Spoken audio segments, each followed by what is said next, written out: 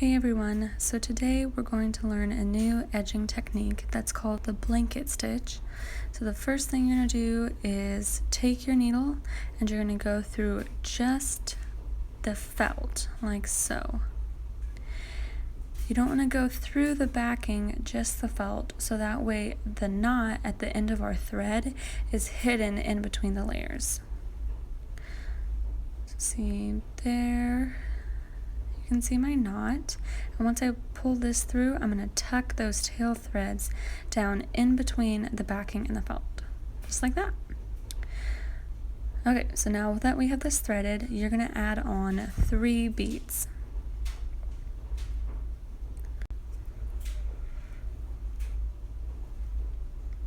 So now that I have my 3 beads on, I'm going to see where they would sit on the edge and then take my needle and go through the inside of that bead row and then all the way through my felt and my backing.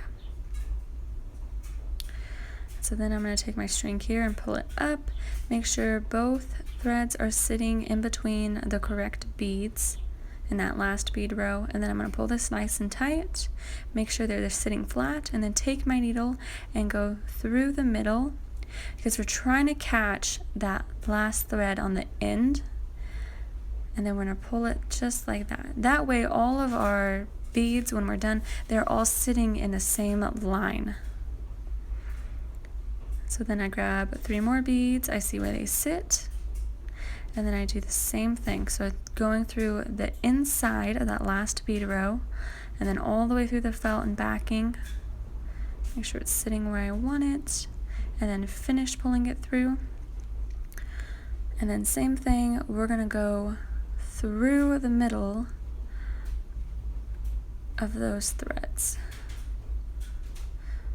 So see, now I take my needle and I go right in between there and then pull it nice and tight and straighten it out. Just like that. And I'm going to do that all the way around. And then something to keep in mind while you're doing your edging, if your beads start to bubble up, it's normally because you put your thread down too close. And so if you're ever sitting there and the 3 beads that you're about ready to add on are like in between 2 different beads, and you're trying to decide if you should undercut it or overcut it, always go overcut it, always overcut it. You don't want to undercut it because then it's going to bubble up and it's not going to lay flat against your edging. Okay, and so now we are back at the beginning, so I'm just going to show you how to finish this off here. So go ahead and add on more beads. I always say that if you have 1 or 2 beads, you don't have to go through like this right here and I go back through all of the layers. If you only had 1 or 2 beads, I wouldn't do that. But if you have more than 2 beads, if you have 3, 4, 5, go ahead and finish doing that, because you want to make sure that it's secure, which is what this is doing, is making sure that it's secure. And so now you can see I have space for about 1 more, I want to say. We'll test that out. That looks about right. So when you have just 1 bead left, you're going to go ahead and reinforce your blanket stitch all the way through. So we're going to go through as many beads as we can and pull our string through and then pick up at the next bead. So see, I stopped at this bead here. So now I'm going to go down through the very next bead and go through as many beads as I can. And so what reinforcing does is it not only makes your beadwork stronger, so if you accidentally cut a thread or if one of your threads was frayed, you wouldn't have to worry about it coming undone and your beadwork falling apart. And then another thing that reinforcing your beadwork does is it makes sure that all of your rows are even and they look more uniform. So if we had 1 bead that was a little bit shorter, you know, and it was sticking kind of lower, then when you go through and reinforce it, it's going to help pop that bead up. Same thing if you had 1 bead that was sitting off to the side more, by reinforcing it, you're going to pull it back in and it's just going to make your beadwork look a lot nicer. And so you're just going to reinforce your work all the way around until you get back to the front.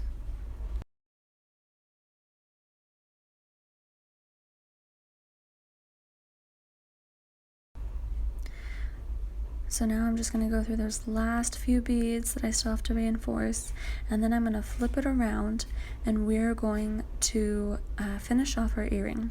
So how you want to finish off your earring without any knots or threads poking out is you want to go back through between your felt and your backing, just like this. Pull your needle all the way through. I'm going to do that all the way around the earring.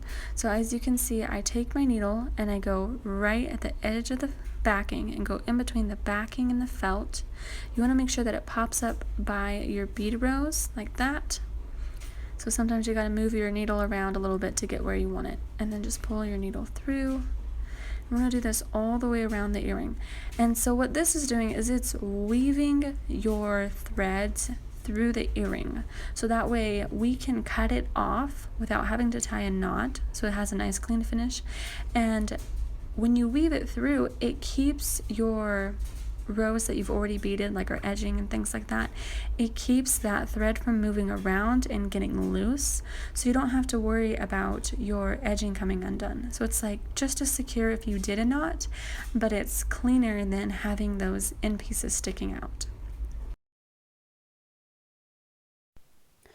So now that I'm done, I'm just going to take this thread here and pull it nice and tight, and then take my scissors and cut as close as I can, just like that. You want to pull it tight so that way when you cut it, your threads pop back inside the felt, so you really have a seamless look. So now I'm just going to go ahead and add on my bow back and my rubber back. And this is just for a circular post. If you had, hooks or something, if you had a fingernail post, you wouldn't have to add these. Thanks for watching.